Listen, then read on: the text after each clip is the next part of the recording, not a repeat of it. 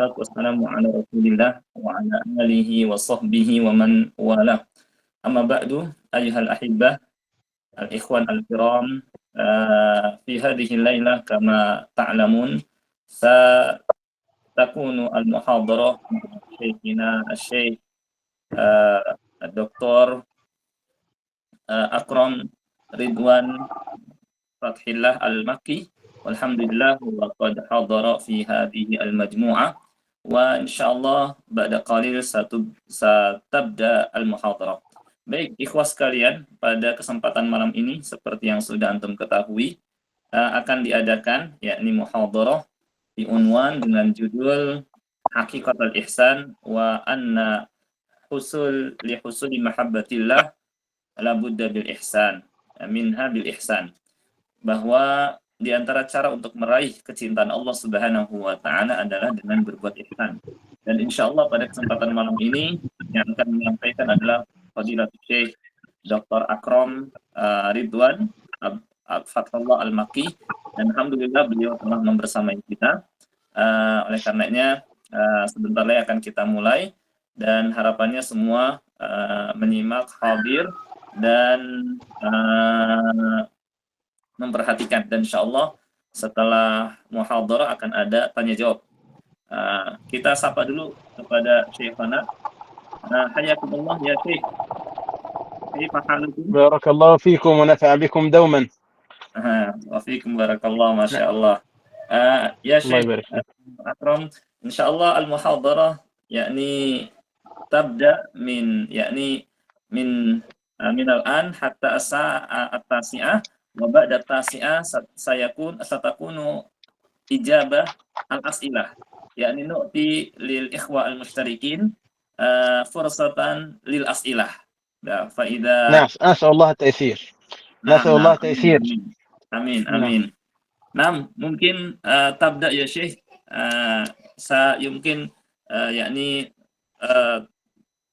تتكلم يعني فقرة وسأترجم إن شاء الله. بإذن الله. أفهم هذا الأمر. بارك الله فيكم. الحمد لله رب العالمين. الحمد لله رب العالمين، والصلاة والسلام على النبي المصطفى صلى الله عليه وآله وسلم، وبعد. أسأل الله عز وجل أن يعلمنا ما ينفعنا وأن ينفعنا بما علمنا وأن يزيدنا علما. الإحسان موضوع غاية في الأهمية. الإحسان وردت فيه آيات وأحاديث تدل على أنها، أي الإحسان، صفة الإحسان غاية وموضوع جدير بالاهتمام، ينبغي للمسلم أن يسعى إليه حتى يبلغ هذه الدرجة التي مدحها الله عز وجل. تفضل.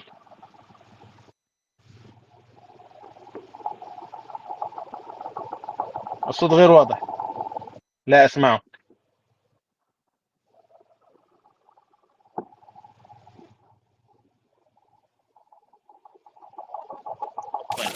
Aman. Baik. Setelah beliau memuji Allah Subhanahu wa taala dan bersalawat kepada Nabi sallallahu alaihi wasallam, dan kita mohon kepada Allah Subhanahu wa taala agar Dia mengaruniakan kepada kita ilmu yang bermanfaat dan amal yang salih. Sebelumnya beliau menyampaikan bahwa ihsan merupakan tema yang sangat-sangat penting, disebutkan dalam Al-Quran dan As-Sunnah ya terkait dengan ihsan, yang mana seorang muslim patut menghias ayatahalla bil ihsan, menghias dirinya dengan sikap ihsan. Nah, الإحسان نوعان. حينما يقول الله عز وجل أو يقول النبي صلى الله عليه وسلم إن الله كتب الإحسان على كل شيء، فالإحسان نوعان. أولا الإحسان هو ضد الإساءة، فلان أحسن أي جاء بفعل حسن.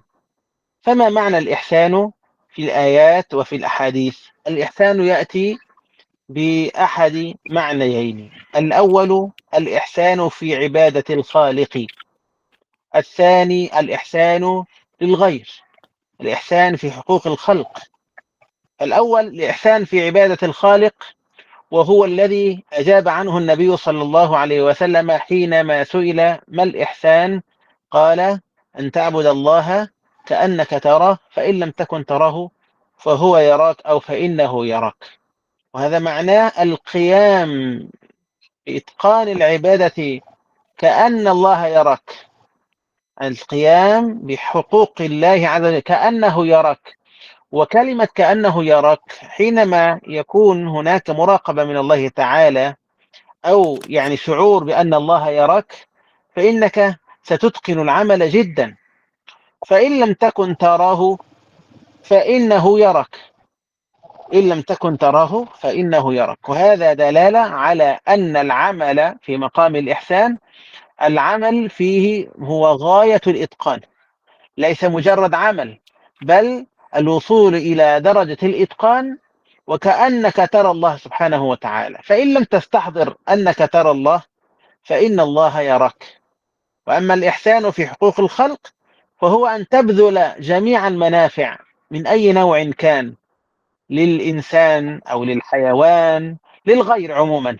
الإحسان ليس فقط للناس بل للحيوان أيضا، بل لجميع خلق الله سبحانه وتعالى. تحسن في كل شيء. الإحسان إذن أولا في عبادة الله، الثاني إحسان في حقوق الخلق سواء كان إنسا أو حتى جنا. حتى الجن نحسن إليهم، نعم يمكننا أن نضرب أمثلة على ذلك. نعم. Baik, ihsan, ikhwas sekalian, perlu antum ketahui itu ada dua macam. Ketika Nabi SAW bersabda, Innallaha katabal ihsana ala kulli syai', sesungguhnya Allah Azza wa Jalla mewajibkan berbuat ihsan terhadap segalanya. Ini terbagi dua. Ada dalam arti diddal isaah, lawan dari kata berbuat buruk, yakni kita berusaha berbuat baik kepada yang lain, ya. Dan perlu diketahui, ihsan ini ada dua macam. Pertama, ihsan dalam beribadah kepada Allah Subhanahu wa taala, dan yang kedua adalah ihsan terkait dengan hak makhluk, ya, baik manusia, hewan, bahkan jin sekalipun, ya. Tentang ihsan dalam beribadah kepada Allah Subhanahu wa taala diterangkan oleh Nabi Shallallahu alaihi wasallam saat beliau ditanya tentang hakikat ihsan. Kata beliau, anta'budallaha ka'annaka tarah, fa in lam takun tarahu fa innahu yarak, yaitu engkau beribadah kepada Allah seakan-akan engkau melihatnya. Jika engkau tidak merasa begitu, maka ketahuilah bahwa Dia melihatmu. Maksud dari sabda Nabi Shallallahu alaihi wasallam ini adalah engkau melakukan beribadah kepada Allah Subhanahu wa taala dengan mengitqankan amal, dengan betul-betul serius melakukannya seakan-akan engkau melihat Allah Subhanahu wa taala. Bukan hanya sekedar beramal, tetapi sampai mencapai tingkatan seakan-akan kita melihat Allah Subhanahu wa taala. Nah, ini ihsan dalam beribadah kepada Allah. Sedangkan ihsan kepada makhluk, kepada manusia, bahkan hewan sekalipun adalah dengan kita mengerahkan berbagai macam yakni kemampuan untuk memberikan manfaat kepada manusia, kepada yang lain, bahkan kepada hewan, yakni berusaha berbuat ihsan, berbuat baik kepada semua makhluk Allah Azza wa Jalla. Nah. هل الإحسان واجب أو مستحب؟ هل الإحسان واجب أو مستحب؟ إذا مررنا على آيات الله تعالى وعلى أحاديث النبي صلى الله عليه وسلم سنجد أن من الإحسان ما هو واجب ومنه ما هو مستحب، ما هو من الأفضل أن نفعله. فالله عز وجل يقول إن الله يأمر بالعدل والإحسان، فالعدل هو الحق الذي يجب علينا أن نوفيه، والإحسان هو الزيادة. فإذا أخذت من أحد مالا وأردت أن تعطيه حقه ستعطيه ما أخذت منه، ولكن الإحسان أن تعطيه فوق حقه شكرا له على أن ساعدك. إذن فالعدل أن تعطيه ما أخذت، وأما الإحسان فأن تعطيه زيادة. هل الزيادة هذه فرض أو تطوع؟ هذه فرض أو تطوع؟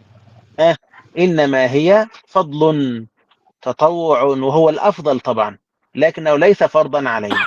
إذن إن الله يأمر بالعدل والإحسان، هذا في الإحسان الذي ليس فرضا وهو الأولى طبعا. Nah, Baik, perlu diketahui bahwa ihsan itu hukumnya bisa wajib dan bisa sunnah atau mustahab. Kalau kita perhatikan ayat Allah Azza wa Jalla atau hadis Nabi Shallallahu Alaihi Wasallam, kita akan tahu bahwa hukum ihsan itu ada yang wajib dan ada yang sunnah, ya. Yang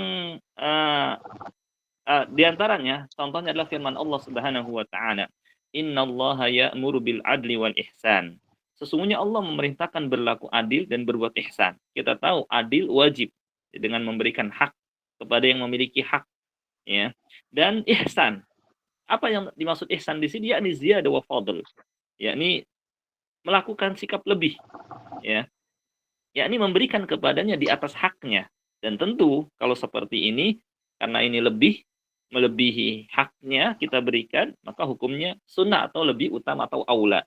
Nah, inilah maksud atau dalam hal ini ihsan, ya, hukumnya mustahab atau sunnah. Nah, ومن الآيات ما يدل على نوع من الإحسان وهو الإحسان الواجب كقول الله تعالى وإذ أخذنا ميثاق بني إسرائيل لا تعبدون إلا الله وبالوالدين إحسانا وقال أيضا وقضى ربك ألا تعبدوا إلا إياه وبالوالدين إحسانا. فهل الإحسان إلى الوالدين هذا واجب أو تطوع؟ هذا واجب قرنه الله عز وجل بتوحيده، قال وقضى ربك ألا تعبدوا إلا إياه وبالوالدين إحسانا، وهذا دلالة على عظيم أمر البر بالوالدين والإحسان إلى الوالدين، وأنه ليس تطوعا بل فرضا، كما أن التوحيد فرض بعده الإحسان إلى الوالدين. هذه الآية التي في سورة البقرة قال لا تعبدون إلا الله وبالوالدين إحسانا، هذا أيضا يعني دلالة على أن هذا الإحسان ليس مجرد تطوع. وقال في نفس الآية وقولوا للناس حسنا، يعني الإحسان أيضا في القول لابد أن يكون لكل الناس من أمر بمعروف أو نهي عن منكر، وأولى الناس بالإحسان هم الوالدان، أولى الناس بالإحسان هم الوالدان، فلا نكون أحسن الناس أخلاقا مع الناس ثم إلى الوالدين لا نحسن إليهم، هذه مصيبة كبيرة. الله عز وجل ذكر أيضا أمر الإحسان فقال وأحسن كما أحسن الله إليك، وذكر عظيم فضل المحسنين وأنهم أقرب إلى رحمة الله تعالى، فقال إن رحمة الله قريب من المحسنين، إن رحمة الله قريب من المحسنين. إذن لابد وأن نفهم أن الإحسان عظيم أجره، عظيم أثره، عظيم أمره في دين الله عز وجل، لذا كان لابد وأن نهتم به غاية الاهتمام. ولهذا نشكر من اختار هذا العنوان، الإدارة أو غير الإدارة الذين اختاروا هذا العنوان الذي لا بد وأن نسعى إلى معرفته أولا، ثم نسعى إلى تطبيق أمر الإحسان فنكون من أهله إن شاء الله حتى يرحمنا الله عز وجل. baik, baik. Selanjutnya terkait dengan ihsan, berikutnya ada ihsan juga yang hukumnya wajib, ya, yaitu misalnya firman Allah Subhanahu wa taala, wa id akhadna bani Israila alla ta'budu illa iyyahu wa bil walidaini ihsana, ya. Kata Allah وإذا أخذنا Subhanahu wa ميثاق بني إسرائيل oh وإذا nah أخذنا ميثاق بني oh إسرائيل nah nah wa id akhadna mitsaqa bani Israila alla ta'budu illa iyyahu wa bil walidaini ihsana, al-ayah. Contoh ihsan yang menunjukkan wajib adalah firman Allah Subhanahu wa taala, dan ingatlah ketika kami mengambil perjanjian dari Bani Israel, yaitu hendaknya kalian tidak menyembah kecuali hanya kepada Allah, dan kepada kedua orang tua hendaknya berbuat baik. Juga firman Allah Subhanahu wa taala, wa qadha rabbuka alla ta'budu illa iyyahu wa bil walidaini ihsana.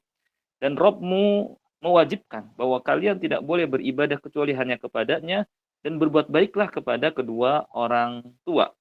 Dan kalau kita perhatikan ihsan di sini yakni menunjukkan wajib, yakni yakni wabil walidaini ihsana, yakni berbuat ihsan kepada orang tua adalah wajib, ya, bukan sunnah, ya. Juga firman Allah Subhanahu wa taala, wa qulu linnasi husna, dan berkatalah yang baik kepada manusia, juga wajib, ya. Dan orang yang paling berhak kita berikan sikap ihsan, ya, tadi juga menunjukkan adalah kedua orang tua. Dan Allah Subhanahu wa taala juga yakni yang menunjukkan wajib memerintahkan kita berbuat ihsan, ya. Juga menerangkan akan keutamaannya bahwa rahmatullah qarib minal muhsinin. Rahmat Allah Azza wa Jalla dekat sekali dengan orang-orang yang berbuat ihsan. Dan ini menunjukkan bahwa ihsan itu pahalanya sangatlah besar. Pengaruhnya dalam agama Allah begitu dahsyat. Yakni menunjukkan akan besarnya, pentingnya ihsan, besarnya keutamaan ihsan, dan apa namanya, ini bahwa ihsan itu ya ini dalam hal ini adalah wajib. Nah,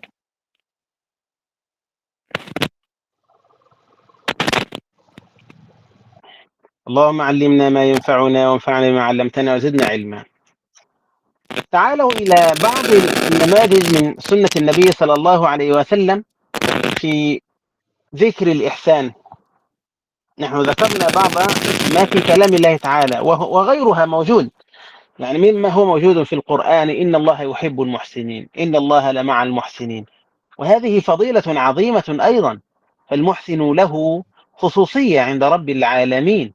إن الله لمع المحسنين، إن الله يحب المحسنين، فنحن نحسن من أجل أن يحبنا الله تعالى، من أجل أن يرحمنا، من أجل أن يكون معنا بحفظه ونصره سبحانه تبارك وتعالى.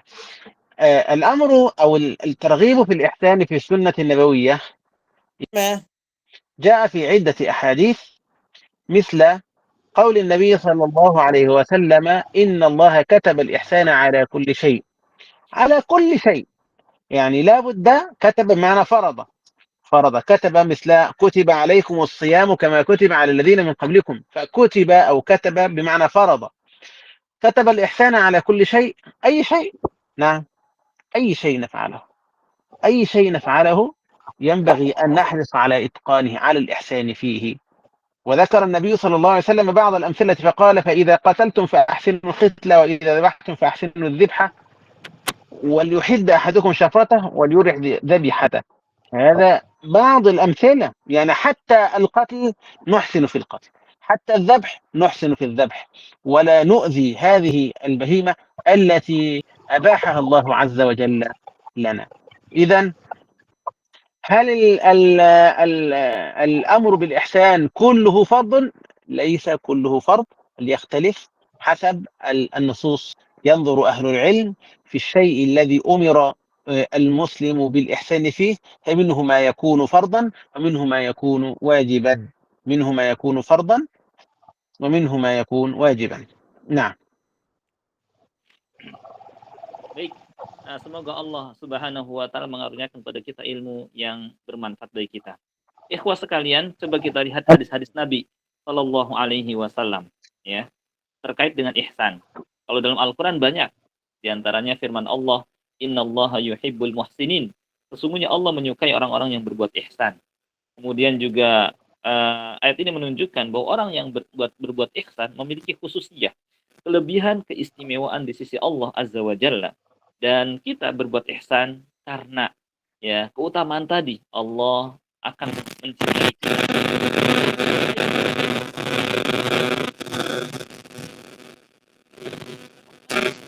الصوت فيه مشكلة، الصوت فيه مشكلة. الآن واضح صوتي؟ نعم، لأنه baik. Baik, terkait dengan keutamaan ihsan disebutkan juga dalam beberapa hadis Nabi Shallallahu alaihi wasallam. Di antaranya sabda Nabi Shallallahu alaihi wasallam, "Innallaha katabal ihsana ala kulli syai." Sesungguhnya Allah Azza wa Jalla mewajibkan, memerintahkan berbuat ihsan terhadap segalanya. Ini segalanya, kata di sini faradha, mewajibkan. Ya, mewajibkan kita berbuat ihsan. Allah Azza wa Jalla memerintahkan, ini mewajibkan. Ya, kemudian Nabi Shallallahu alaihi wasallam memberikan contoh terhadap ihsan. Fa idza qataltum fa ahsinul qitlah.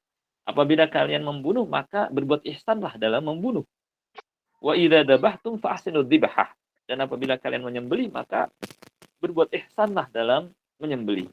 Nah, oleh karena itu, ya, perintah berbuat ihsan ini berlaku untuk segalanya, sampai dalam membunuh sekalipun, bahkan sampai dalam menyembelih sekalipun. Ya, akan tetapi hukumnya sesuai nas. Ya, nah ini kita dengan melihat susunan nas, di antaranya ada yang hukumnya wajib dan di antaranya pula ada yang hukumnya mustahab atau sunnah. Nah, إذا ما هي ثمرة الإحسان؟ ما هي فوائد الإحسان؟ واحد، أولا الإحسان ثمرة عظيمة تؤثر في بنيان المجتمع، فإذا أحسنت في تعليم غيرك فقد أحسنت في مجتمعك، أحسنت لنفسك أولا وأحسنت للمجتمع. إذا أحسن الرجل مع زوجه، مع أولاده، مع جيرانه، كل هذا يساعد على بناء المجتمع الجيد. إذا أحسن المعلم مع طلابه، أحسن الرئيس مع الناس، أصبح الوزير أحسن في عمله مع الناس. إذا أحسنت أنت الآن في سماعك للعلم، هذا كله يساعد على بناء مجتمع جيد. المحسن يكون في معية الله، هذه رقم اثنين. المحسن يكون في معية الله سبحانه تبارك وتعالى، كما قال الله: إن الله لمع المحسنين. والذي يكون مع الله فإنه لا يخاف بأسا ولا رهقا، لا يخاف من أحد، لا يخاف إلا من الله سبحانه وتعالى، يتوكل على الله. ثلاثة، المحسن يكتسب بإحسانه محبة الله، كما قال الله: إن الله يحب المحسنين. إذن الأول فيها بناء للمجتمع، للنفس وللمجتمع. ثانيا فيها معية الله عز وجل، وهذا فيه حفظ وصيانة ونصرة من الله. ثالثا فيه اكتساب محبة الله سبحانه وتعالى، وكفى بها فضلا. يعني يكفي هذه أنها من ثمرات الإحسان أن يحبك الله. إذا أحبك الله انتهى أمرك، انتهى أمرك ولا حاجة لتعقيب. يعني إذا أحبك الله فأنت في صيانة، أنت في فلاح، أنت في نجاح، أنت في حفظ الله سبحانه تبارك وتعالى. المحسن أجره عظيم في الآخرة، أجره عظيم في الآخرة، فهو قريب من رحمة الله كما ذكرنا من قبل. الإحسان إلى الإحسان في عبادة الخالق يمنع كثيرا من المعاصي. الإنسان إذا أحسن في طاعة الله تعالى، أحسن الله إليه بصيانته. احفظ الله يحفظك. وهل جزاء الإحسان إلى الإحسان؟ الله عز وجل يقول: هل جزاء الإحسان إلى الإحسان؟ فإذا أحسنت في عبادة الله أحسن الله إليك، فحفظك في نفسك ومالك وولدك، أحسن إلى جوارحك فمنعك من الحرام، أحسن إلى عينيك فمنعها من الحرام، وهكذا. فإذا أحسنت في عبادة الخالق سبحانه وتعالى أحسن إليك بأن وفقك وهداك وأرشدك ونجاك وجعلك من أهل الجنة ونجاك من النار، وهكذا. نعم. baik, ikhwas sekalian, selanjutnya apa keutamaan, apa buah, apa hasil yang diperoleh dari kita bersikap ihsan. Setelah kita tahu tentang ihsan itu, ya, selanjutnya apa yang akan kita peroleh? Ada banyak. Di antaranya adalah bahwa dengan berbuat ihsan mewujudkan masyarakat yang baik, yang bagus, ya, yang indah, ya, yang nyaman, ya. Karena ketika seorang berbuat ihsan terhadap diri, maka pengaruh juga di masyarakat. Masyarakat akan menjadi baik, nyaman, ya, terwujudkan kerukunan di antara sesama masyarakat, tercipta kedamaian, kecintaan. Ini dia manfaatnya. Manfaat berikutnya adalah bahwa orang yang berbuat ihsan akan bersama Allah Subhanahu wa taala. Apa maksud bersama Allah? Yakni Allah Azza wa Jalla akan menolongnya, mendapatkan pertolongan dari Allah Subhanahu wa taala. Allah Azza wa Jalla akan membimbingnya, akan mengarahkannya dan seterusnya. Ya, kemudian juga ini berdasarkan firman Allah Subhanahu wa taala, wa innallaha lama'al muhsinin. Sesungguhnya Allah betul-betul bersama orang-orang yang berbuat ihsan. Oleh karenanya orang yang bersama Allah dia tidak akan takut. La khaufun alaihim wa lahum yahzanun, juga tidak akan perlu bersedih hati. Demikian pula yang diperoleh oleh orang yang berbuat ihsan juga adalah dia akan memperoleh kecintaan dari Allah Subhanahu wa taala. Kalau sudah mendapatkan kecintaan Allah, sudah istilahnya udah tenang aja. Karena kita akan berada dalam kebahagiaan, kita akan berada dalam keberuntungan, kita akan berada dalam kesuksesan, ya. Kemudian faedah lainnya adalah seorang yang berbuat ihsan, maka dia akan memperoleh pahala yang besar di akhirat, ya. Karena firman Allah Subhanahu wa taala, "Inna rahmatallahi qaribum minal muhsinin." Sesungguhnya rahmat Allah dekat sekali dengan orang-orang yang berbuat ihsan. Oleh karenanya, orang yang berbuat ihsan dalam beribadah kepada Allah Subhanahu wa taala misalnya, akan menghalanginya juga dari melakukan maksiat, ya. Juga keutamaan lainnya, sebagaimana firman Allah Subhanahu wa taala, "Hal jazaa'ul ihsani illal ihsan." Tidak ada balasan untuk orang yang berbuat ihsan melainkan akan dibalas dengan perbuatan baik. Yakni ketika kita berbuat ihsan, Allah juga akan berbuat ihsan kepada kita. Allah Azza wa Jalla akan, ya, memberikan kepada kita berbagai macam keutamaan, kebaikan, keberkahan dalam hidup, dan berbagai macam kenyamanan, kenikmatan, kebahagiaan akan kita rasakan ketika kita berbuat ihsan. Karena balasan untuk orang yang berbuat ihsan adalah ihsan juga, ya. Maka siapa saja yang berbuat ihsan dalam beribadah kepada Allah, Allah akan berbuat ihsan kepadanya. Wa ahsin kama ahsanallahu ilaik. Nah, أيضا من فوائد الإحسان أنه سبب من أسباب انشراح الصدر. انشراح الصدر والراحة النفسية، الذي يحسن إلى الناس ينشرح صدره، الذي يحافظ على أن يكون دائما في حال أفضل مع الناس يحسن إليهم، مهما أساءوا إليه يحاول الإحسان إليهم. هذا يكون بخلاف الآخر الذي يكون بخيلا.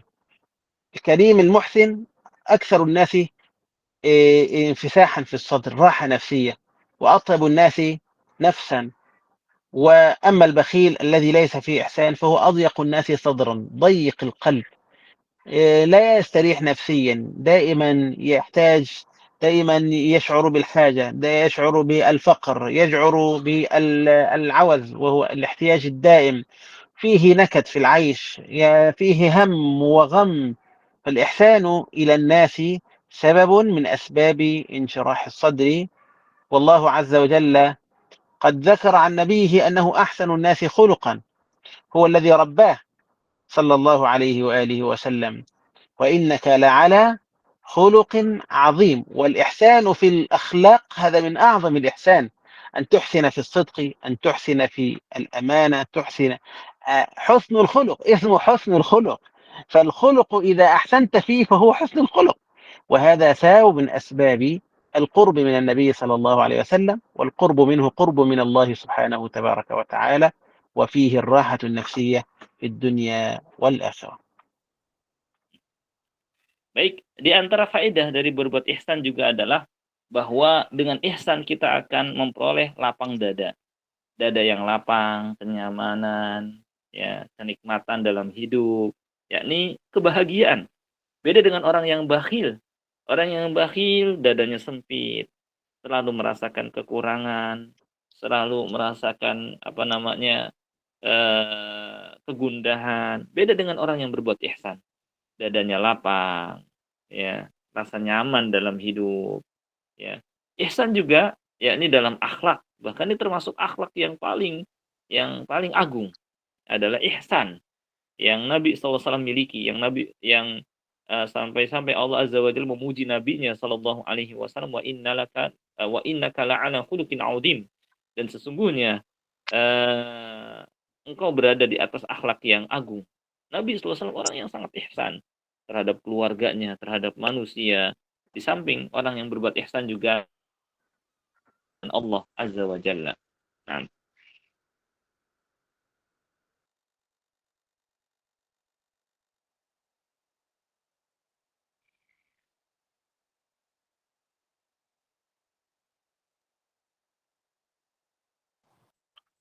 السلام عليكم. الصوت واضح الآن؟ nah, بارك الله فيكم. أيضا من فوائد الإحسان، وهي فوائد كثيرة لكن نختم هذه الفوائد، فائدة عظيمة، ألا وهي أن الإحسان إلى الناس يطفئ نار الحاسد. الذي يحسد هو شخص ينظر إلى نعمة الله عليك فيتمنى أن تزول منك وتذهب إليه هو. يرى لك مال، لك أولاد، أو لك سيارة، لك نعمة من النعم، فيظن أنك لا تستحق هذه النعمة وأن الأولى أن تكون لك، فهو غير راض عن الله سبحانه وتعالى. هذه الأرزاق إنما هي من يعني نعم الله سبحانه وتعالى، وإحسانك إليه يغيظه ويطفئ ناره، كما قال الله عز وجل: ولا تستوي الحسنة ولا السيئة ادفع بالتي هي أحسن. ادفع أيها المسلم، ادفع بالتي هي أحسن، فإذا الذي بينك وبينه عداوة كأنه ولي حميم. كأنه ولي حميم. الذي يسيء إليك، الذي يعاديك، إذا أحسنت إليه فإنك تطفئ نار قلبه إن شاء الله تعالى، تصد هذا العدوان بالإحسان إليه، ولو بالدعاء ولا بالكلمة الطيبة. فالإحسان حتى مع العدو إن استطعت إلى ذلك سبيلا، إن استطعت إلى ذلك سبيلا. قد تكون بالإحسان تملكه، يستحي أن يؤذيك مرة أخرى، كلما أذى تحسن أنت، كلما آذاك تحسن أنت، كما قال النبي صلى الله عليه وسلم في صلة الرحم، قال: ليس الواصل بالمكافئ، ليس الواصل بالمكافئ، يعني ليس صلة الرحم هي التي تكون مكافأة. إذا من وصلك تصله، من أكرمك تكرمه، من أعطاك تعطيه، من فعل لك شيئا تفعل معه نفس الشيء، ليس هذه صلة الرحم. إنما الواصل من إذا آذاه الناس أحسن هو إليه، إذا آذاه أهله أحسن هو إليه، هذه صلة الرحم. ليس الذي يكافئ الناس بصلة مقابل صلة، بل الإحسان مع الأرحام بأن كانوا إذا آساءوا إليك أن تحسن أنت إليهم، فإذا الذي بينك وبينه عداوة كأنه ولي حميم. نعم. Baik, banyak sekali faedah dari berbuat ihsan.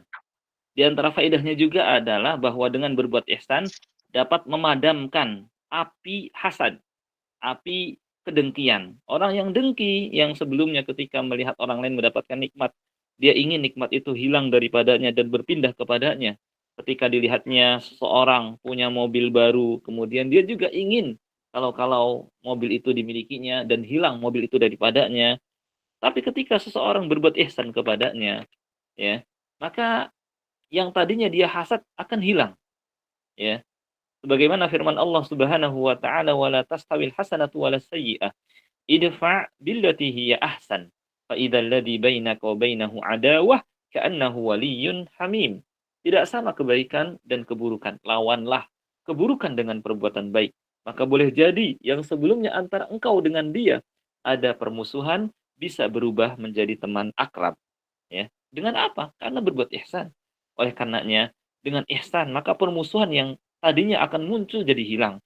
Meskipun berupa doa, bahkan meskipun berupa kalimat yang baik, kalimat thayyibah pun bisa dengan kata-kata kita yang baik kepadanya, ini akan membuat dia berpikir, bahkan akan membuat dia malu kalau sampai berbuat jahat kepada kita. Sebagaimana sabda Nabi SAW tentang silaturahim. Nabi SAW menerangkan, laisal wasilul mukafi.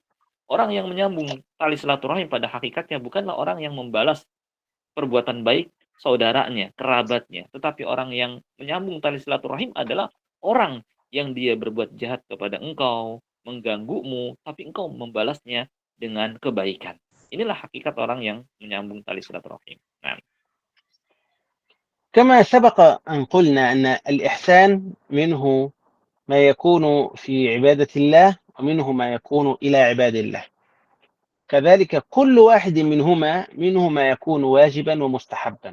تعالوا إلى بيان كيف يكون الإحسان في عبادة الله وكيف يكون الإحسان إلى عباد الله.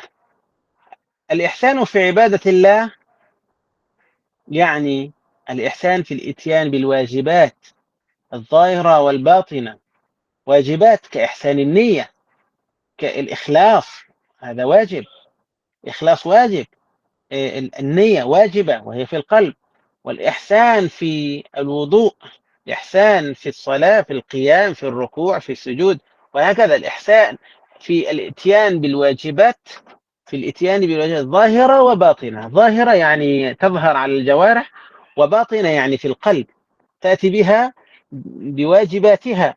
وأما الإحسان في المستحبات فليس بواجب.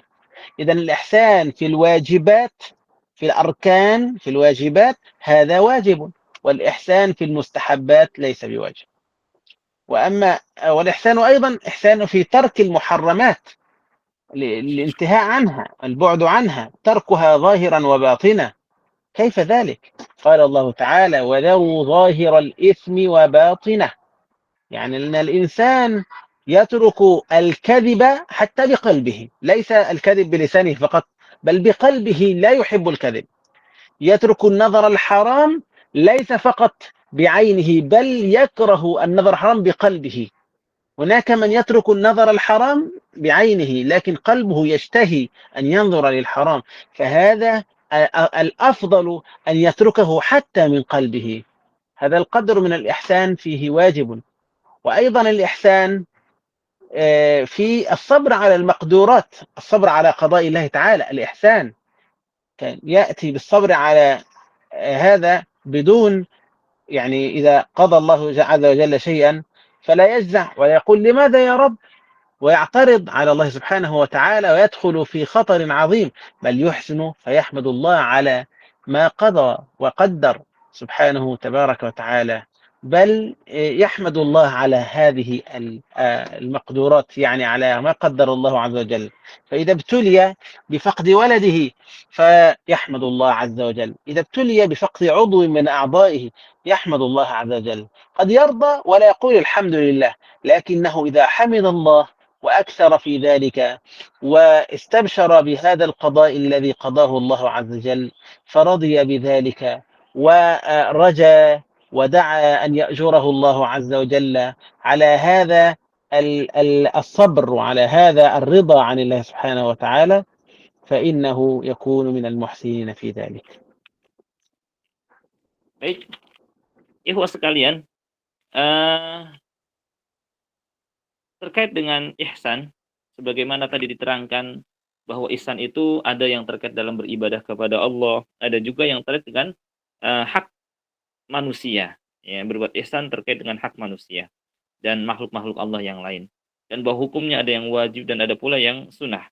Selanjutnya apa yang dimaksud dari ihsan dalam beribadah kepada Allah Subhanahu wa taala? Ihsan dalam beribadah kepada Allah Azza wa Jalla, yakni diantaranya dalam sholat, ya, atau dalam wudhu, atau dalam ibadah yang lain, dia mengerjakan yang menjadi kewajiban dalam ibadah tersebut.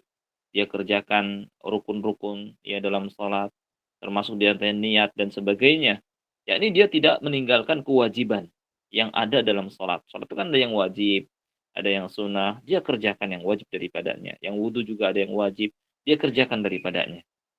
Demikian pula ihsan, yakni dalam hal yang mustahab atau sunnah, yakni maka hukumnya juga sunnah. Ketika dia mengerjakan, maka dia mendapatkan keutamaan. Ya, demikian pula ihsan juga ada yang berupa dengan meninggalkan larangan, tarkil manhiyat. Ini juga termasuk, yakni dengan dia meninggalkannya dan tidak melakukannya. Dan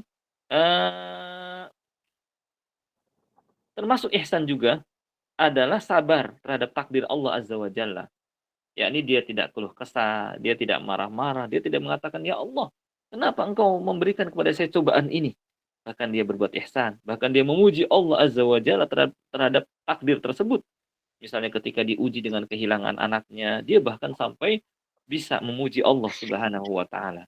Ya. Nah, ini termasuk ihsan, bersabar terhadap ketetapan dan takdir Allah Azza wa Jalla. Nah. هذا عن الإحسان في عبادة الله سبحانه وتعالى. ولن تعرف هذا الإحسان إلا بطلب العلم، فلا بد أن نحسن في طلب العلم حتى نعرف ما هو الإحسان الحقيقي؟ ما هي مراتب الإحسان؟ ما هي المواضع التي نحسن فيها؟ كيف نحسن في الدعاء؟ كيف نحسن في الذكر؟ كيف نحسن في تلاوة القرآن؟ كيف نحسن في كل أمر من أمور العبادة؟ لا يكون ذلك ب يعني تلقائية من الإنسان، بل لابد أن يتعلم، يجلس في مجالس العلم حتى يتعرف على مواضع الإحسان في عبادة الله سبحانه وتعالى. Ya. Baik, terkait dengan ihsan dalam beribadah kepada Allah Azza wa Jalla, kita nggak akan tahu hakikatnya secara lebih panjang sampai kita belajar, menyempatkan hadir di majelis taklim sehingga kita bisa berbuat ihsan, kita berlaku ihsan, yakni berbuat yang terbaik dalam baca Al-Quran misalnya, dalam beribadah, kita hadir di majelis-majelis taklim, yakni tidak misalnya belajar sendiri, misal tidak seperti itu, bahkan dia hadir, kemudian dia menimba, mempelajari akan hakikat ihsan itu seperti apa, sehingga dia bisa berbuat ihsan. Nah, اللهم علمنا ما ينفعنا. هذا النوع الثاني نبين فيه الإحسان إلى عباد الله سبحانه وتعالى. فما الواجب فيه؟ وهل هناك منه مستحب؟ الإحسان إلى عباد الله سبحانه وتعالى يكون بالإنصاف، الإنصاف، عدم ظلمهم، لا أفضل نفسي عليهم، أعطيهم حقهم، لا أنظر إلى حقي وأترك حقوقهم، بل أعطيهم ما يستحقون، فأنظر إلى حقوق الناس، إلى حقوق الوالدين، إلى حقوق الزوجة، إلى حقوق الأولاد، وإلى الأرحام، صلة الرحم، الإنصاف إلى كل من حولي، إلى الجيران، الإنصاف مع طلابي، الإنصاف مع كل من حولي، هذا إحسان. كما أنك تأخذ حقك وافيا تعطيهم حقهم وافيا، فلا تظلمهم. وقولوا للناس حسنا، وقولوا للناس حسنا. قال الله تعالى: واعبدوا الله ولا تشركوا به شيئا وبالوالدين إحسانا. انتبهوا إلى هذه النقطة، قال وبالوالدين إحسانا وبذي القربى، يعني الإحسان أيضا يكون بذي القربى الأقارب، والإحسان أيضا يكون باليتامى والمساكين والجار ذي القربى والجار الجنب والصاحب الجنب وابن السبيل وما ملكت أيمانكم، فهذا أمر بالإحسان إلى جميع هؤلاء. انتبهوا إلى هذه المسألة، ليس الإحسان في الآية إلى الوالدين فقط، ويقول وبالوالدين إحسانا وبذي القربى، أي وبالوالدين تحسن، وكذلك بذي القربى تحسن، وباليتامى والمساكين. فانتبهوا لهذا، فإن الله عز وجل قد عظم أمر الإحسان في كل هؤلاء. والأمر بالإحسان يكون بالقيام أيضا بالحكم فيما بينهم، فإذا جاء أحد فطلب منك شيئا بأن تعدل بينه وبين أحد، تحكم بينه وبين أحد، فأنصف وأعدل.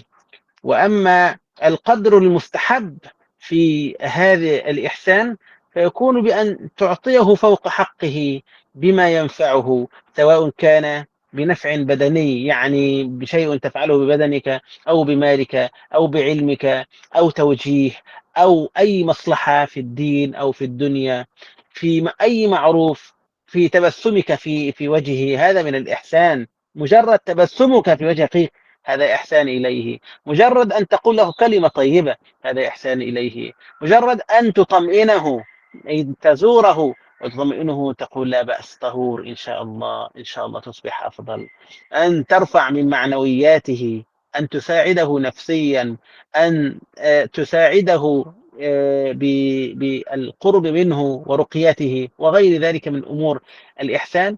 فكل هذا وإن لم يكن واجبا فهو مما ينبغي أن نحرص عليه من الإحسان للناس. ويدخل بعد ذلك الإحسان إلى المخلوقات الأخرى كالجن مثلا، فنحافظ على العظم الذي هو طعام للجن، فلا ننجسه ولا نستخدمه في القاذورات، بل نتركه، فكما قال النبي صلى الله عليه وسلم فإنه طعام إخوانكم من الجن. نحسن إلى هذا الكلب أو هذه القط أو غير، فلا نظلمها ولا نحبسها ولا نجوعها، بل الإحسان إلى كل ذي روح. نسأل الله عز وجل أن يجعلنا من المحسنين. baik, ikhwas sekalian, ya semoga Allah Azza wa Jalla mengaruniakan kepada kita ilmu yang bermanfaat Termasuk ihsan adalah berbuat ihsan kepada hamba-hamba Allah, ya. Dengan apa? Bersikap adil, bersikap insaf. Ya, kita berikan kepada mereka hak mereka, ya, bahkan lebih dari hak mereka. Kepada kedua orang tua, kepada istri, kepada tetangga, dan orang-orang yang berada di sekeliling kita. Kita tidak mendolimi mereka, kita berkata yang baik, wa qulu linnasi husna, dan ucapkanlah perkataan yang baik kepada manusia. Allah Azza wa Jalla juga berfirman terkait dengan kepada siapa kita berbuat ihsan. Wa'budullaha wa la tusyriku bihi syai'a wa bil walidaini ihsana wa bidil qurba wal yatam wal masakin wa ibnis sabil wa ma malakat aymanukum. Ya. Sembahlah Allah dan jangan sekutukan Dia dengan sesuatu, dan berbuat baiklah kepada kedua orang tua, wa bidil qurba, ya, dan kepada kerabat. Ya, di samping kepada orang tua, kerabat pun berhak untuk kita berbuat ihsan. Wal yatama, anak yatim, wal jari dzil qurba wal jaril junub, ya, tetangga dekat, tetangga jauh. Kemudian juga ibnu sabil dan budak yang kita miliki. Ya, yang mana ayat ini menunjukkan bahwa kita diperintahkan berbuat ihsan, berbuat baik kepada semua itu. Ya, kepada semua itu. Demikian pula ketika ada orang yang minta kepada kita keputusan, maka putuskan dengan adil, ya, dalam keputusan. Nah, ini yakni berbuat ihsan. Adapun kadar mustahab yang dianjurkan, ukuran yang dianjurkan dalam ihsan adalah dengan kita memberikan kepada seseorang di atas haknya. Ya. Dia butuhnya apa? Ya, haknya apa? Kita lebihkan. Kita lebihkan haknya. Ya, dengan pengorbanan kita, dengan ilmu kita, dengan tenaga kita, bahkan termasuk juga dengan senyum kita pun termasuk ihsan. Kita bantu dia pun termasuk ihsan. Demikian pula ihsan pun berlaku kepada makhluk-makhluk yang lain, termasuk jin. Dengan apa? Dengan misalnya dalam hal makanan mereka. Kita jangan kotori makanan mereka. Makanan mereka tulang. Sebagaimana disebutkan dalam hadis Nabi SAW. Ya, bahwa tulang itu makanan saudara kita dari kalangan jin. Maka jangan kita buat najis. Demikian pula kepada hewan. Kepada kalbun, anjing misalnya. Kepada kucing, jangan kita buat mereka lapar.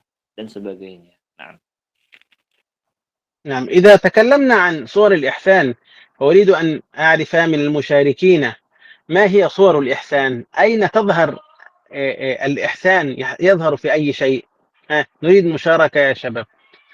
من يذكر لنا ما هي صور الإحسان؟ إحسان في كذا وفي كذا وفي كذا. baik. نريد Ikhwah مشاركة sekalian. من الجميع. Nah, ikhwah sekalian, setelah kita membahas tentang ihsan, berikutnya adalah tentang gambaran ihsan. Kami ingin antum semua ikut serta berpartisipasi, ya, memberikan contoh ihsan itu apa. Silakan berkomentar supaya ada interaktif antara Syekh dengan antum semua. Silakan. Bisa ada yang bisa memberikan contoh gambaran ihsan, mau pakai bahasa Arab, bahasa Indonesia nggak apa. Nanti akan kita terjemahkan. Nah, silakan. Ada yang mau tunjuk tangan atau komentar memberikan contoh ihsan? Silakan, tafadhol. Menjawab, Ya, silakan. membuang duri atau sesuatu yang menghalangi di jalan. Ya, nah, bagus sekali. Saya sampaikan kepada Syekh. Naam ya Syekh, ahadul mustarikin, yakni takun نعم anna minal ihsan izalah ad-darar aw syai' alladhi yu'dhi minat tariq. Yani izalah al-adha minat tariq. Hada minal ihsan. تمام. Hakada. Naam. نعم Ya, طبعا هذا من الإحسان، وليس هذا الإحسان من المستحبات، بل قد يكون واجبا. كان هناك ما يضر الناس واستطعنا أن نزيله فهذا يجب. واضح؟ من رأى منكم منكرا فليغيره بيده، وهذا من المنكر الذي يؤذي الناس. نعم تفضل. غيرها. Baik, ya, saya terjemahkan dulu mungkin ya. Utarjim awalan summa yakni at-tali. Nah, yakni beliau menerangkan bahwa ini bahkan termasuk yang wajib dalam hal ini. Dia menyingkirkan sesuatu yang mengganggu di jalan, bahkan termasuk kemungkaran kan, sesuatu yang mengganggu di jalan, yang kalau kata Nabi SAW, apabila kita melihat sesuatu yang mungkar maka rubahlah. Maka ini termasuk betul sekali apa yang disampaikan oleh tadi, bahwa termasuk ihsan adalah menyingkirkan sesuatu yang mengganggu dari jalan. Baik, berikutnya silahkan. Al-akhir tafadhal. Ya. Ya, Ustaz. Ya. Bantu jawab mungkin memberikan hadiah kepada seseorang. yakni anifan al-ahadul musyarikin yaqul minal ihsan yakni nu'ti al-hadiyah lahum lil yakni linnas nu'til نعم hadaya. نعم Nah, nah, نعم النبي صلى الله عليه وسلم يقول تهادوا تحابوا، والهدية يعني تخرج الأضغان من الصدر. إذا كان أحدهم في صدره شيء منك فإن الهدية تصلح ما بين النفوس، وهذا من الإحسان. أحسن الله إليكم، شكرا جزيلا. Masya Allah. Terima kasih. Masya Allah. Ya, baik. Beliau tadi menjelaskan bahwa betul sekali termasuk ihsan juga adalah kita memberikan hadiah. Kata Nabi SAW, tahadau tahabu. Salinglah memberikan hadiah, maka kalian akan saling mencintai. Bahkan beliau juga menerangkan bahwa di antara cara untuk menghilangkan kebencian dalam hati seseorang adalah dengan kita memberikan hadiah. Apabila ada orang yang benci, nggak suka kepada kita, maka dengan kita memberikan hadiah, insya Allah dia akan nggak benci lagi kepada kita. Nah, silakan berikutnya. Tafadhal al-akhar. Ada yang WA. Nah, Ustaz. Ya. Afwan, Ustaz. Masya Allah. Ahadu minal ihsan yakni mungkin yash'uru bi muraqabatillah daiman ani syai'. هكذا يا شيخ. نعم، الشعور فقط دون عمل هل ينفع؟ يعني أنا أشعر أن الله قريب مني وساكت لا يعمل شيئا، هذا الإحسان؟ هو أن تعبد الله كأنك تراه. نعم. إذن الإحسان ليس فقط الشعور، بل الشعور الذي مع العمل، وليس طيب. الشعور فقط.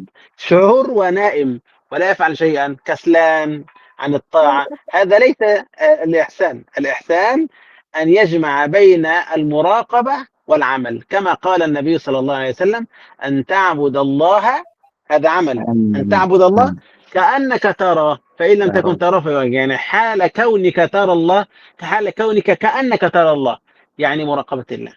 واضح النقطة؟ إذن لا بد من الجمع بينهما وليس الشعور فقط. نعم. طيب جزاك الله خيرا. وجزاكم.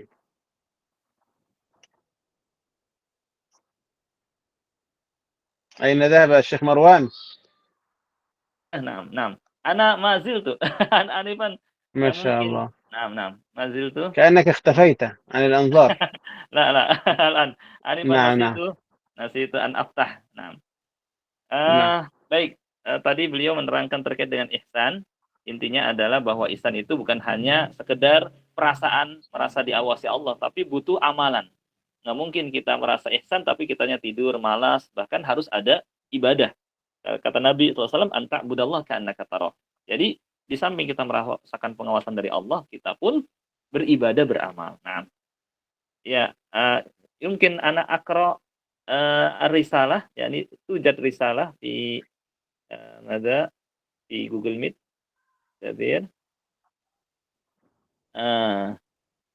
yakni huna man, yakni misalan li al-ihsan, yakni ada qada'il walidain, ada dain al-walidain, qada ada dain al-walidain, wa aidan ada nadrihima, wa aidan ada wasiyatihima.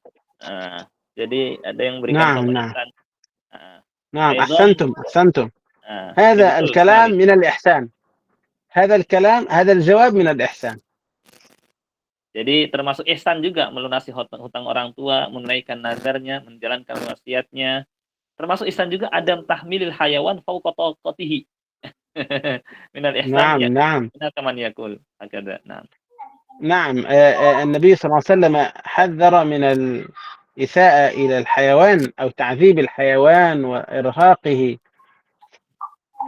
فحتى إذا قتل الإحسان في قتله، الإحسان في ذبحه، فليحد أحدكم شفرته وليرح ذبيحته، فنحسن في تجهيز السكين فلا نجعلها صعبة الذبح.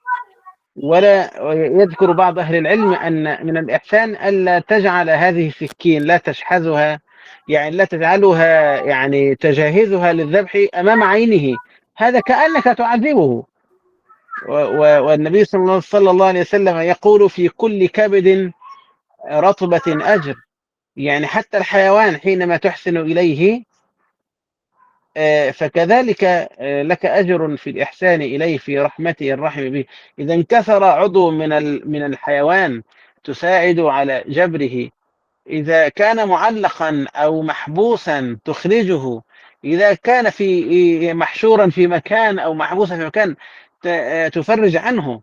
عذبت امرأة في هرة سجنتها حتى ماتت فدخلت فيها النار، وأخرى كانت بغي تمشي بالحرام فغفر الله لها لأنها سقت كلبا، فكان في ذلك إخلاص أخرجها من هذا الذنب العظيم الذي كانت تفعله. فالله عز وجل لا يحب المحسنين حتى وإن كان الإحسان للحيوان.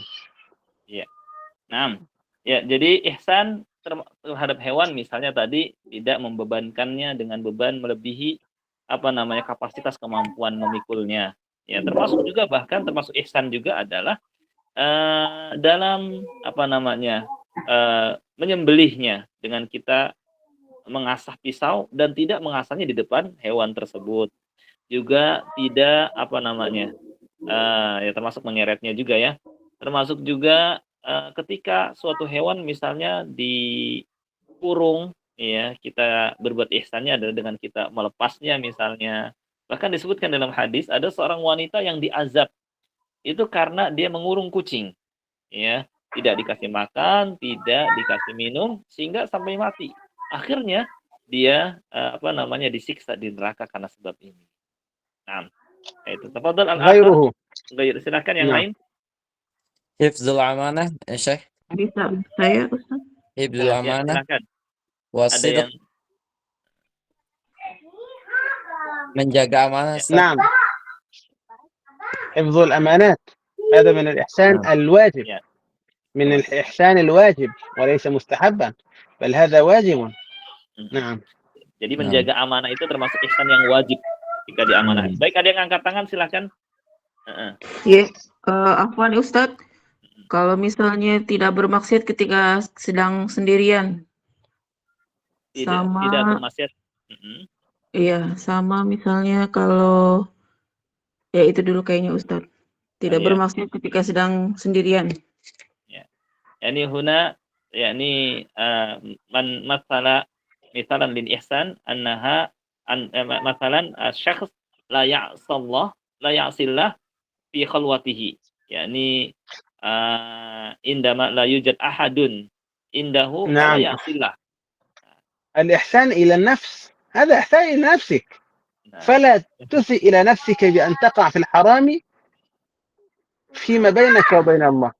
هو إحسان إلى الله سبحانه، يراعي أن الله يرى، يتذكر أنه مهما فعل فإن الله عز وجل أينما كان فإن الله يرى، أينما كان فإنه يخاف الله سبحانه وتبارك وتعالى. فهذا إحسان إلى نفسك في الحقيقة، بأن تبعدها عن المهالك، عن طريق الشيطان، عن طريق النار، أن تجعلها دائما في رضا الله، في معية الله، في رحمة الله سبحانه وتبارك وتعالى. Nah, ahsantum. Baik, betul sekali apa yang tadi disampaikan bahwa termasuk ihsan juga adalah ketika kita sendiri dengan kita berbuat maksiat. Karena termasuk ihsan terhadap diri sendiri, terhadap nafsu kita, terhadap jiwa kita, terhadap diri kita, dengan kita saat kita dengan Allah saja kita tidak melakukan maksiat. Huna soal ya Syekh Afwan. هذا وقت الأسئلة؟ نعم، الآن ممكن نؤتي للمشاركين أسئلة. نسأل الله الإعانة. نسأل الله الإعانة. Amin. Nah. Baik, sekarang waktunya untuk tanya jawab ya. Di sini ada yang bertanya, huna soal, hal yajuz lana al-ihsan lil kafirin. Ya, al-ihsan lil kafirin. Hal yajuz lana al-ihsan lil kafirin. Naam, ya Syekh. نعم. السؤال الأول. نعم. طيب نجيب بعون الله سبحانه وتعالى. الله عز وجل يقول: وقولوا للناس حسنا. صحيح؟ نعم صحيح. هل قال للمسلمين أو قال للناس عموما؟ للناس. فإذا أحسنت مع غير المسلم فهذا يدعو إلى أن يأتي إلى طاعة الله سبحانه تبارك وتعالى، يأتي إلى الإسلام، يأتي إلى رضوان الله سبحانه وتعالى. الإحسان إليه ممكن تعطيه هدية، ممكن تدعوه إلى وليمة، ممكن يعني تساعده إذا كان مريضا. كل هذا من الإحسان إليه، وقد فعله رسول الله صلى الله عليه وسلم، وكان يدعو لهم بالهداية، وهذا من الإحسان أن تدعو. يقول اللهم اهد قومي فإنهم لا يعلمون. أليس هذا من الإحسان؟ هم يؤذونه وهو يدعو لهم. اللهم اهد قومي فإنهم لا يعلمون. كان النبي صلى الله عليه وسلم له جار يهودي، وكان ابنه مريضا، فذهب إلى ابنه ومرض ويعني عاده يزاره، وقال عرض عليه الإسلام فأسلم. وهذا من الإحسان، يدعوه إلى الإسلام. طيب الآن لا تستطيع أن تدعوه إلى الإسلام، كن ذا خلق حسن فأخلاقك تدعو إلى الإسلام. حسن أخلاقك تدعو إلى الإسلام. وليس معناها المعنى الإحسان أن تشاركه في أعياده التي يحتفل بها في دينه، فهي كفر بالله سبحانه وتعالى. ليس من الإحسان أن تبارك له في هذه الأعياد الكفرية، هذا ليس من الإحسان. فالتهنئة بأعياد كفرية هذا رضا بهذا الذي يحتفل به. إذا كان يحتفل بموت أبيك أو بموت أمك، هل ستهنئه؟ هل ستهنئه إذا احتفل بموت أبيك أو باليوم الذي حصل لك فيه مصيبة؟ هل ستهنئه على هذا؟ العاقل سيقول لا، لن أهنئه على شيء هو شر لي أو هو حزن لي. كيف تهنئه وتظن أنك تحسن إليه في شيء هو سب لله سبحانه وتبارك وتعالى، حيث يدعي أن لله ولدا. أنا انتبهت لهذه أو نبهت على هذه المسألة حتى لا نظن أن الإحسان في كل شيء إلى هذا الغير مسلم، بل نحسن إليه في التعامل، نعطيه هدية. لكن إذا دخل الأمر في توحيد الله فلا يعني نتهاون في أمر توحيد الله سبحانه وتعالى. والإحسان إلى الله تعالى أولا، إحسان مع الله سبحانه وتعالى أولا بحسن توحيده، و يعني الدعوة إلى توحيده سبحانه وتبارك وتعالى، وعدم مشاركة غير المسلمين في هذه الأمور التي لا ترضي الله سبحانه وتعالى. والله أعلم. Terjem. Baik, نعم. terkait dengan ihsan kepada orang kafir, jelas boleh, ya. Bisa seperti dengan memberikan hadiah misalnya, mengundangnya walimah misalnya, mendoakan hidayah. Bukankah Nabi SAW pernah mendoakan Allahumma hdili qaumi fa innahum la ya'lamun. Ya Allah, berikanlah hidayah kepada kaumku karena kaumku tidak tahu. Bahkan Nabi SAW pernah punya tetangga Yahudi, anaknya sakit, ya. Kemudian Nabi SAW menjenguknya. Ketika menjenguknya, beliau kemudian menawarkan agama Islam kepadanya, kemudian masuk Islam. Ya. Nah, adapun perlu dibedakan, mengucapkan selamat pada hari raya orang-orang kafir ini bukan ihsan. Bukan ihsan, karena sama aja ridho dengan kemusyrikan mereka. Harus dibedakan antara muamalah dengan yang di luar muamalah, tentang masalah akidah. Kita jangan sampai kita kemudian dalam masalah akidah hari raya orang-orang kafir, ya, kemudian kita mengucapkan tahniah selamat, ya. Nah, ini seperti misalnya pas mereka Natal, kemudian kita ucapkan selamat Natal, sama aja ridho dengan dan menyetujui perkara mungkar, maka tidak diperbolehkan.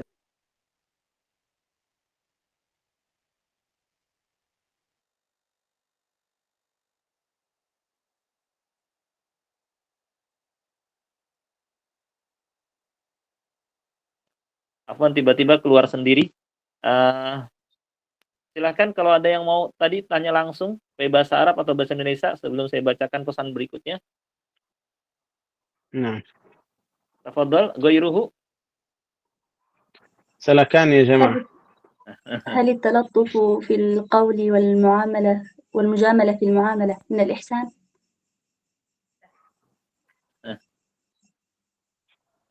نعم أكيد. تلطف في المعاملة هذا من قول الله تعالى وقولوا للناس حسنا.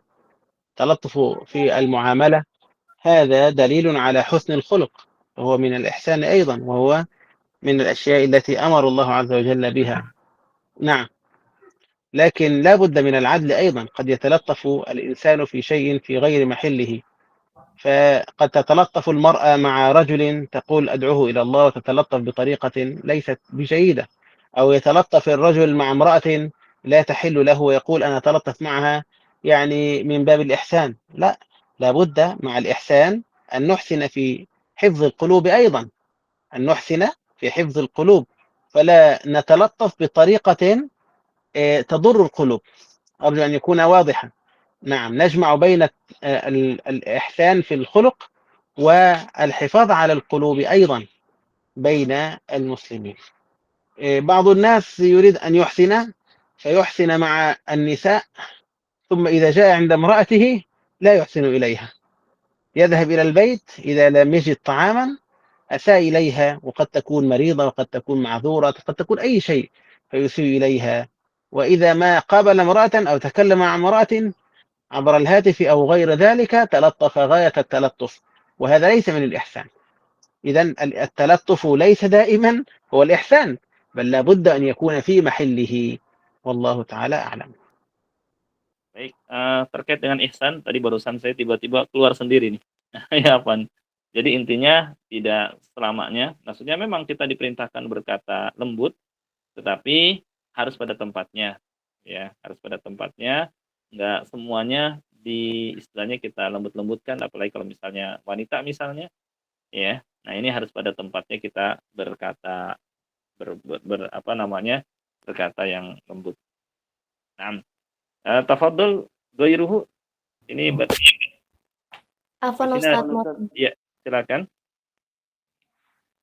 jadi mungkin termasuk ihsan juga ketika kita menutupi atau menjaga aib seseorang. Lalu bagaimana jika aib itu bisa mengakibatkan kerugian bagi orang lain, bahkan bisa membahayakan orang itu. Dan orang yang berusaha menutupi aib itu terpaksa memberitahu aib apa yang dimiliki orang itu. Karena kalau misalnya nggak dikasih tahu itu mungkin menjadi kerugian bagi orang yang lain. Nah, apakah orang yang menutupi aib ini dia termasuk orang yang munafik? Syukran Ustaz. Ya, Afwan.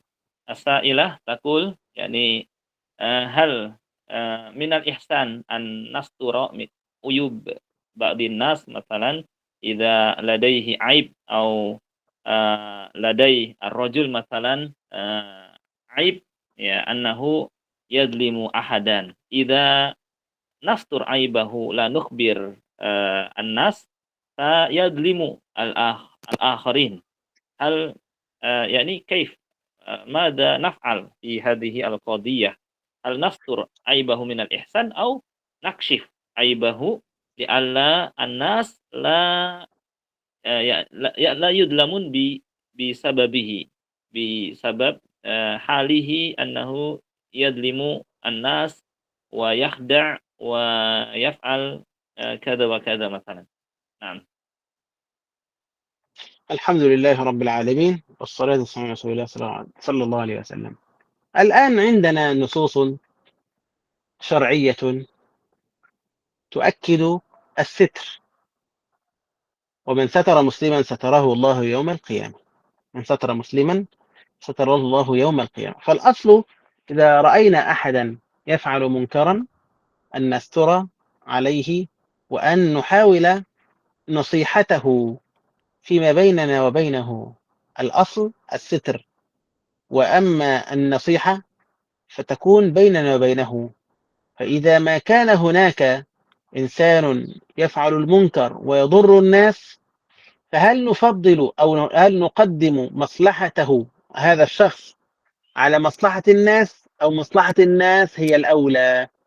مصلحة الناس وهي عدم ظلمهم، عدم الخداع، عدم الوقوع في الباطل، عدم الوقوع في المنكرات بسببه. هل مصلحته هي الأهم أو مصلحة الناس؟ مصلحة الجماعة أهم من مصلحة الفرد. مصلحة الفرد أن نستر عليه، مصلحة الجماعة أن نحذرهم من ظلمه، فأيهما يقدم؟ يقدم مصلحة الجماعة فلا نستره، بل يجب علينا أن نفضحه، أن نذكر عيوبه للناس حتى يحذروه. إذا جاءك رجل ويقول أنا أريد أن أزوج ابنتي لفلان، هل تعرفه؟ هل تعرف هذا الرجل؟ طيب إذا سكت الآن قد أزوجه لابنتي ويكون ظالم، ويكون ممكن يجعلها تكفر بالله من ظلمه وبطشه وسوء أخلاقه. طيب هل الأفضل أسكت وأستر عليه؟ لا يجوز السكوت، بل لا بد من التحذير منه. إذا كان هناك من يتزيى بزي أهل العلم، من لديه ثياب جميلة، لسان جميل، تقنية جميلة، يعني مونتاج جميل، فيقول أشياء جميلة جدا في الدعوة إلى الله تعالى، لكن بينها أشياء سيئة جدا، أحاديث مكذوبة أو منهج فاسد أو دعوة إلى طرق أو إلى جماعات أو إلى تعصب أو إلى أشياء قبيحة، فإنما يجب علينا أن نبين فساده حتى يحذره الناس حفاظا على دين الناس. هذا يسيء إليه، نعم يسيء إليه، لكن حفاظا على دين الناس هذا أهم، لأن الفتنة في الدين أشد من القتل، والفتنة أشد من القتل، يعني الفتنة في الدين كفر الناس وضلال الناس أشد من قتلهم، فلو ماتوا وقتلوا هذا أهون من أن يفتنوا ويتركوا الدين. واضح؟ ولذلك لا بد من التحذير من أهل الباطل، لكن نحذر أيضا من أن نجعل الخطأ الواحد مفسد للإنسان، لا، قد يكون عنده خطأ خفيف فنحذر من شيء أن لا يقع. هذا الرجل طيب ما شاء الله فيه خير، لكن عنده مشكلة صغيرة فيها كذا، عنده خطأ، لا تتبعه في هذا، وهو في غيره كذا. أما من يحذر الناس من أي أحد يخطئ، من الذي لا يخطئ؟ إذا سنحذر الناس من كل أحد، من الذي لا يخطئ؟ إذن لا بد من التعلم حتى يكون هناك إحسان إلى إخواننا من الدعاة وإلى أهل العلم، فلا نحذر منهم بغلو، بل يكون هناك إنصاف، كما نذكر عيوبه نذكر محاسنه حتى يعرف الناس فيما يتبعون وفيما يتركون. نحسن إلى إخواننا ولا نسيء إليهم، ولا نتشدد في النقد، ولا نتساهل أيضا في ترك التحذير، بل لا بد أن يكون بعلم وبحكمة وبرفق. الغرض هو حفظ أديان الناس وليس شتم الناس والإساءة إلى الناس. نعم، والله Baik, أعلم. insyaallah barakallahu fiik. Baik, terkait dengan kalau ada orang yang kita tahu orang ini zalim misalnya atau bahaya bagi orang lain, apakah kita kemudian menyembunyikan atau kita beritahukan akan bahayanya, akan keburukannya agar manusia tidak dirugikan karenanya. Hukum asalnya memang siapa yang menyembunyikan aib maka Allah Azza wa Jalla akan sembunyikan juga aibnya nanti pada hari kiamat. Hukum asalnya.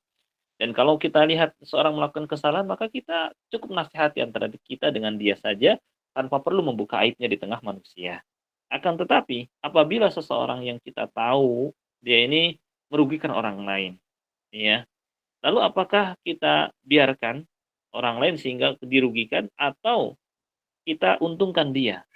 Maslahat mana yang lebih kita dahulukan? Maslahat orang itu atau maslahat manusia? Tentu yang kita jaga adalah maslahat manusia, maslahat jamaah. Itu lebih didahulukan daripada maslahat pribadi. Oleh karena itu ya kita peringatkan, ya, kita sampaikan ya hal tersebut. Ya, misalnya kalau dalam berbagai, misalnya dalam urusan dunia, misalnya dia misalnya suka pokoknya, atau misalnya ada seorang bertanya kepada kita, ya kita tahu ada si fulan mau menikah dengan putri saya, antum tahu si fulan bagaimana? Oh, kalau kita tahu dia itu misalnya akhlaknya buruk, apalagi sampai naudzubillah min dzalik meninggalkan sholat misalnya, ya, ya kita harus sampaikan, jangan sama dia itu akhlaknya buruk, dia itu begini. Nah, kita sampaikan, ya. Nah, kemudian juga ada orang yang mungkin penampilannya kayak seorang alim, seorang apa namanya, wah tampilannya, zainya, ya tampilannya seperti tampilan kayak orang yang luar biasa hebat. Ya, tetapi pemikirannya, tetapi apa namanya, dia menyeru kepada ya yang menyimpang. Ya, maka dalam hal ini ya kita terangkan ya, akan tapi dalam hal menyikapi kesalahan manusia jangan kita mengeneralisir. Satu kesalahan berarti nggak ada kebaikannya sama sekali. Ya, karena manusia siapa yang nggak lepas dari kesalahan, ya, ya pasti punya salah. Akan tapi mau menyebutkan bahwa dia semuanya nggak ada kebaikan, nah ini yang kita tidak demikian.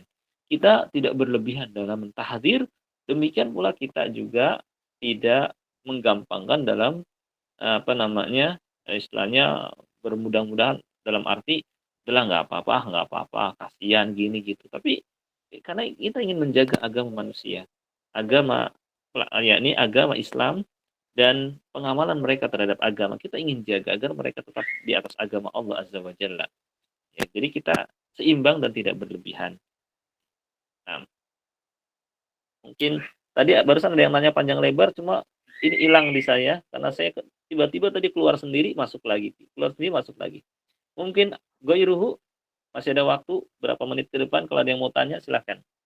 Langsung. هل الإجابات واضحة؟ لو هناك أشياء غير واضحة أرجو السؤال مرة أخرى. Nah. واضح؟ Jawabannya jelas nggak? Silahkan. Teman-teman sekalian, yang disampaikan Syekh jelas? Wadih? Wadih Ustaz, wadih insyaallah. Wadih insyaallah. Baik, silahkan yang lain.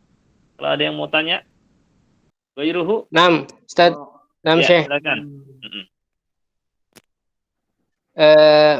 Yumkin minal ihsan ar-rajulu yusa'idu zawjatihi fil bait.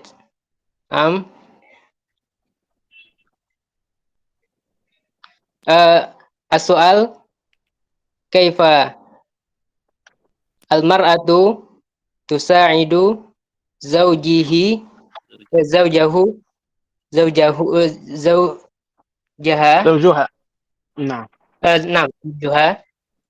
bisababi an-nafaqah naqisah. Kaifa, Syekh? نعم. اللهم علمنا ما ينفعنا. نعم، الحمد لله رب العالمين. الإحسان من المرأة إلى زوجها إذا كان في الجانب النفقات قد تكون هي قادرة على مساعدته، يكون عندها من المال فتخفف، تشاركه في مثلا إيجار المنزل، أو تدفع الإيجار كاملا أو بجزء منه كهدية مثلا، أو تسارع إلى مساعدته لهذا.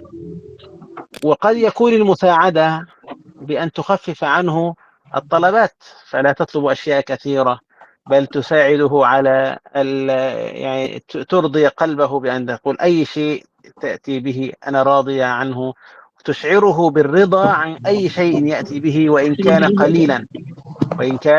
فالإحسان إلى الزوج ليس فقط بأن تعطيه المال، قد يكون هو لا يقبل أن يأخذ المال، فتخفف عنه بأن لا ترهقه، لا تحمله فوق طاقته، بل لا تطلب منه إلا ما هو يعني ضروري فقط. ألا مثلا تذهب إلى السوق وتطلب ما تريد، بل تحدد أو تتفق معه على ما تريد إذا كان مناسبا له أو لا. فلا تذهب إلى السوق وتطلب أشياء ثم هو يحرج، ممكن معه المال ولكن هو يريده لشيء آخر.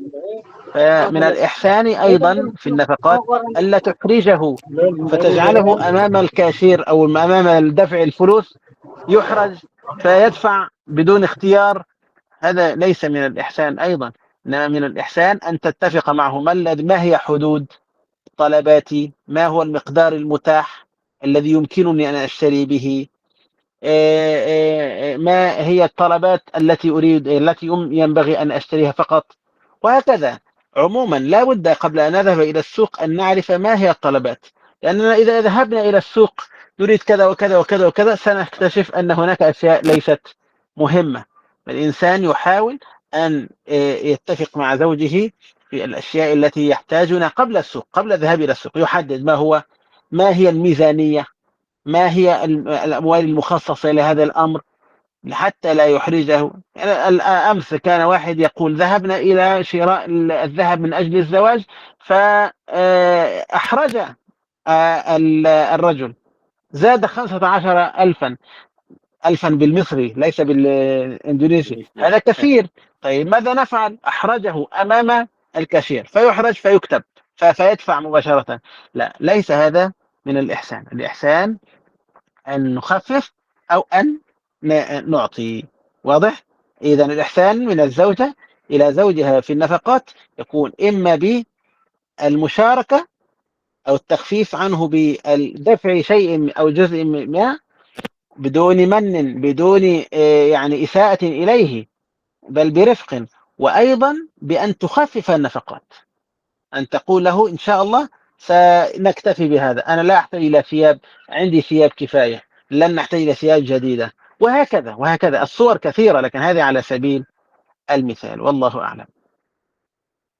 Baik, intinya adalah terkait dengan bagaimana bentuk ihsan mungkin istri kepada suami, ya, bahwa banyak bentuknya. Bisa dengan apa namanya, jangan terlalu minta berlebih atau nuntut berlebih, ya. Apa namanya, misalnya istri minta kepada atau jangan terlalu tinggi minta kebutuhannya, maka bisa sebelum mungkin berangkat ke pasar misalnya, ada kesepakatan, ini kita utamakan yang penting-penting aja ya, karena kalau kita langsung ke pasar atau ke mall misalnya, langsung mungkin melihat nanti apa aja dibeli, nanti ya tentu ekonomi rumah tangga akan ya akan apa namanya, akan rusak. Maka perlu ada kesepakatan sebelum berangkat, nanti beli yang penting-penting aja, kemudian juga apa namanya, istri meringankan suami dengan tidak menuntutnya berlebihan atau membantu kalau misalnya bisa membantu, punya mungkin harta lebih, kemudian meringankan suaminya, ataupun minta permintaannya nggak terlalu berlebihan, ya seperlunya. Misalnya saya sudah ada apa namanya, barang ini nggak usah yang apa namanya, beli ini beli itu, cukup kok dengan yang ada selama ini gitu ya. Nah ini termasuk ihsan, seorang istri berbuat ihsan kepada suaminya. Nah, tadi ada yang mungkin apa? بقي سؤال؟ Bertanya Pak Ustadz?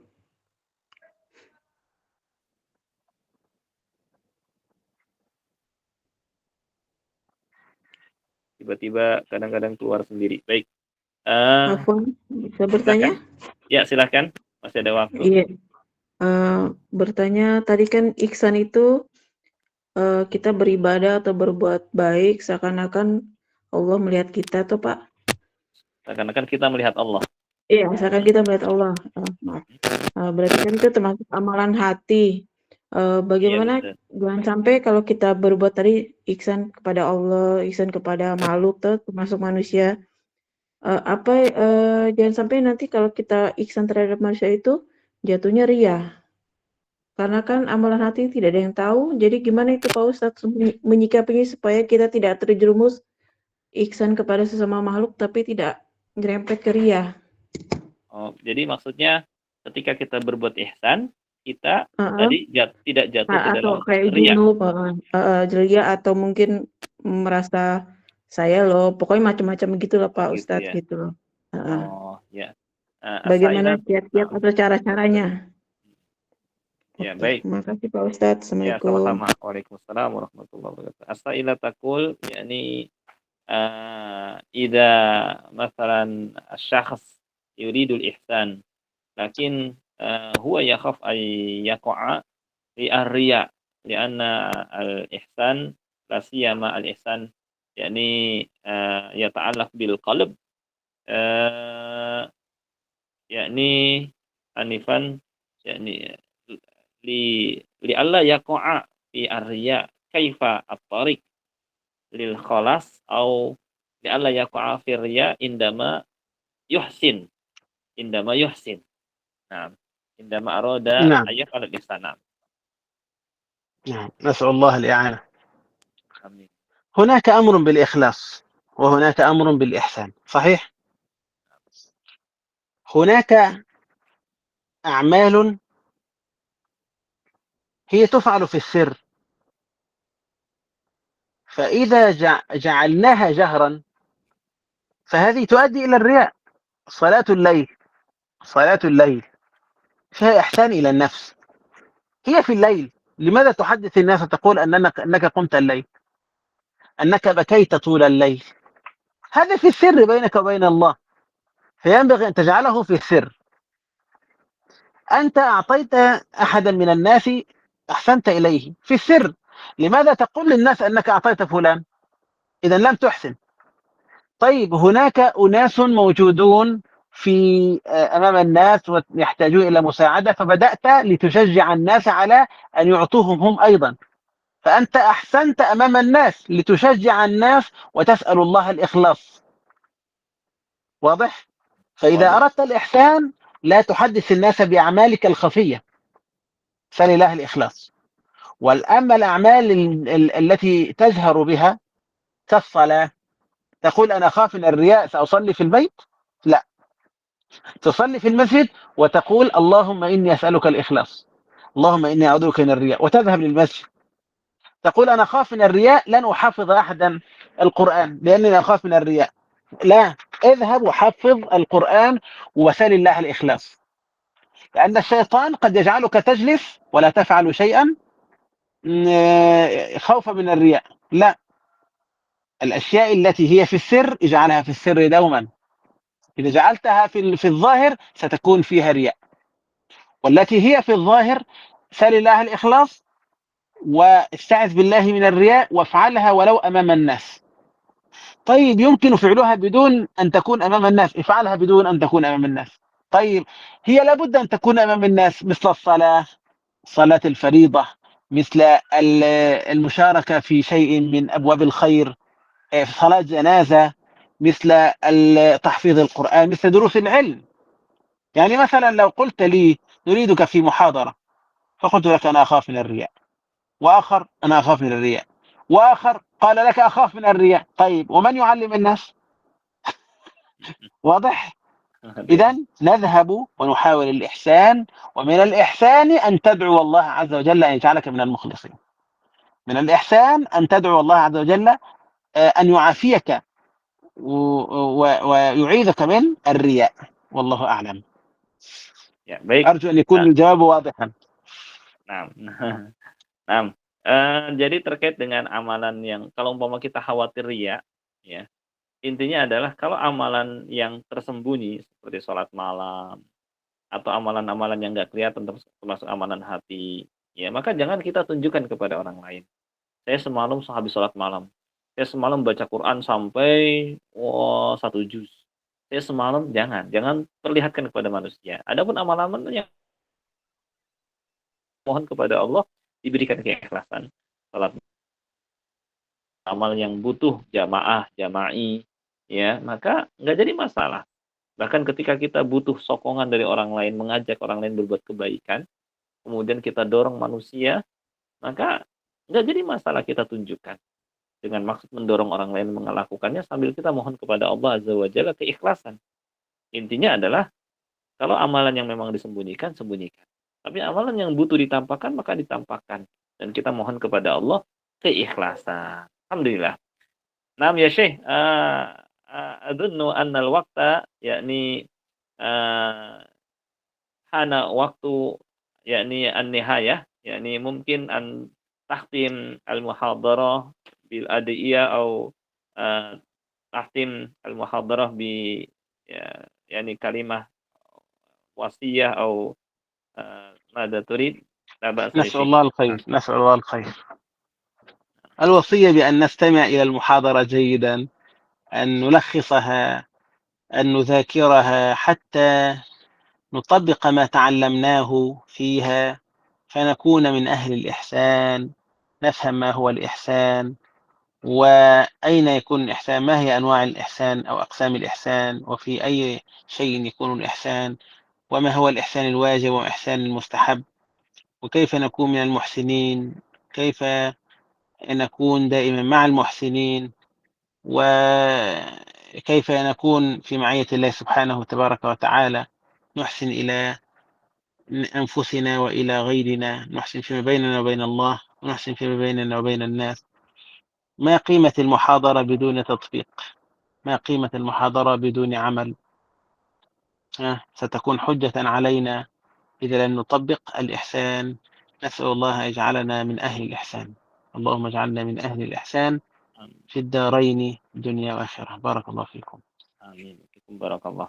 Baik, wasiat beliau yakni pada akhir muhadarah ini, yakni ringkasnya, intinya adalah setelah kita memahami tentang hakikat ihsan, contoh-contoh ihsan, keutamaan ihsan, maka hendaknya kita amalkan yang telah kita ketahui itu, ya, agar kita termasuk orang-orang yang ihsan, sehingga kita mendapatkan kecintaan Allah, sehingga kita bersama Allah, ya, sehingga karena tidak ada nilai suatu kajian, suatu ilmu kalau tidak diamalkan. Maka kita minta kepada Allah Azza wa Jalla agar termasuk orang-orang yang mengamalkan ilmu yang telah kita ketahui, menjadikan kita sebagai orang-orang yang berbuat ihsan di dunia dan di akhirat. Inilah mungkin yang bisa disampaikan pada pertemuan malam ini, dan insya Allah bulan depan kita akan lanjutkan lagi, yakni seperti biasa sebulan sekali, tapi insya Allah kita coba rutinkan. Dan kami ucapkan syukran lakum, jazakumullah khaira, syukran li syekh, li fadilati syekh Akram ala muhadaratihi an-nafi'ah al-qayyimah fi hadhihi lailah, wa nafa'ana Allahu bihi, wa jazahullah khairal jaza ala ilqa'i al-muhadarah fi hadhihi lailah. Wa mungkin turid an tukallim kalimatan أو منك يعني تختم أو أشكر كل من ساعد على إقامة هذه الدورة أو هذا المجلس، هذا اللقاء، وأسأل الله أن يجعلكم مفتاح خير مغلق شر. آمين. آمين. ومشتاق إلى لقاءات قادمة إن شاء الله أنفع بها إخواني، أنفع بها نفسي أولا وأنفع بها إخواني، وجزاكم الله خيرا. السلام عليكم ورحمة الله وبركاته. Waalaikumsalam warahmatullahi wabarakatuh. Beliau akhiri Waalaikumsalam. mengucapkan terima kasih kepada siapapun yang membantu terselenggaranya kegiatan ini, dan mudah-mudahan kita bisa bertemu kembali pada pertemuan berikutnya dan bisa memberikan manfaat kepada antum semua yang melalui kegiatan semacam ini. Dan kita sekali lagi mengucapkan syukran jazakumullah khairan kepada ikhwah sekalian yang telah bergabung, yang sabar mengikuti hingga taklim ini, hingga kajian ini selesai. Dan semoga Allah Azza wa Jalla memberikan balasan kebaikan kepada syekh kita, ya, atas ilmu yang beliau sampaikan, muhadhar yang begitu bermanfaat. Dan mungkin sampai di sini pertemuan kita, kurang lebihnya mohon maaf. Kita akhiri dengan doa kafaratul majlis. Subhanakallahumma bihamdik, asyhadu an la ilaha illa anta, astaghfiruka wa atubu ilaik. Assalamualaikum warahmatullahi wabarakatuh. Waalaikumsalam warahmatullahi wabarakatuh. Khair Ustaz. Afwan. Jazakallahu khair Ustaz. Wa iyyakum. Saya izin duluan, afwan.